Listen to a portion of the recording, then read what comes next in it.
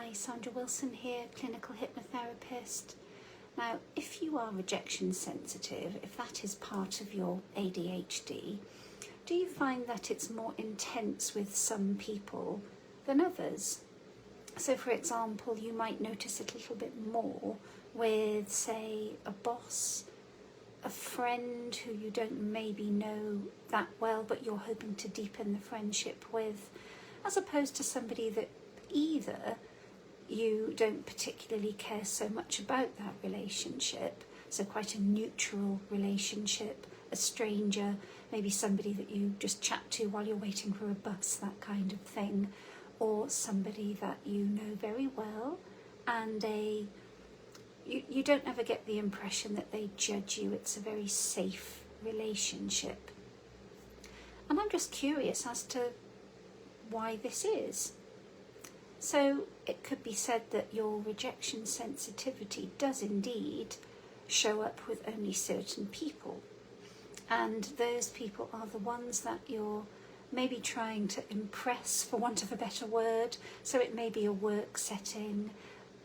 You might be looking to perhaps get promoted or make an impact in some area of your work. So it does stand to reason that when you're talking to those people in meetings and you ever get a sense that you're being rejected, that's going to feel pretty intense. Or it could be that you really want to perhaps start going to, I don't know, like a new group, a new hobby. For example, I don't know, joining a running club or going to like a stitch and bitch, the knitting groups, anything at all. So you want to start a new hobby, and chances are you're going to be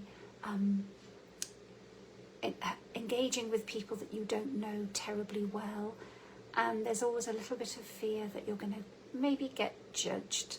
And again, that is incredibly common, and it does feed into social anxiety, which is when you're, I guess, hyper aware of how you are coming across, and you are analysing what you're saying, what people might think of you, that fear of being judged. And if it gets too intense, it can start to really cross over into feelings of social anxiety.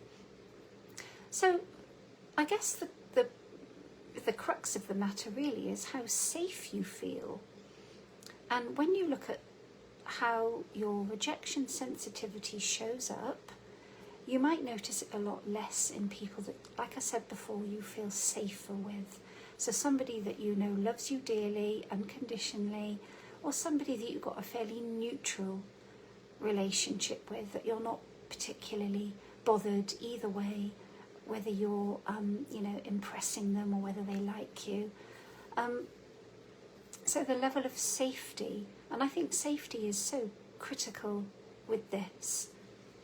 And of course, on a logical, conscious level that of course you're safe, but there's something about your deep, the sense of not being psychologically safe around people that you think might think less of you, might judge you, might not accept you.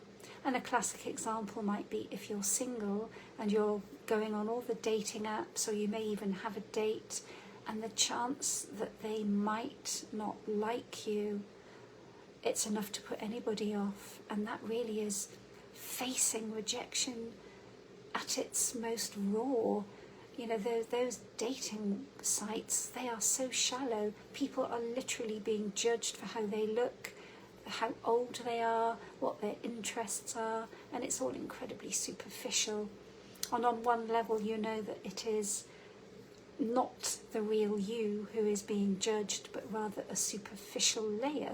And yet, the fear, the panic, the apoplectic panic that we can feel going into those types of situations can feel as scary as walking into a den of lions. So anyway, I hope that's helped. It might be worth having a little think about the types of relationship that you feel most safe in, and what it is that makes you feel safe, and the type of relationship where you're feeling intensely afraid of being rejected, and what it is about that that scares you the most. I'll be back with more content tomorrow. Bye for now.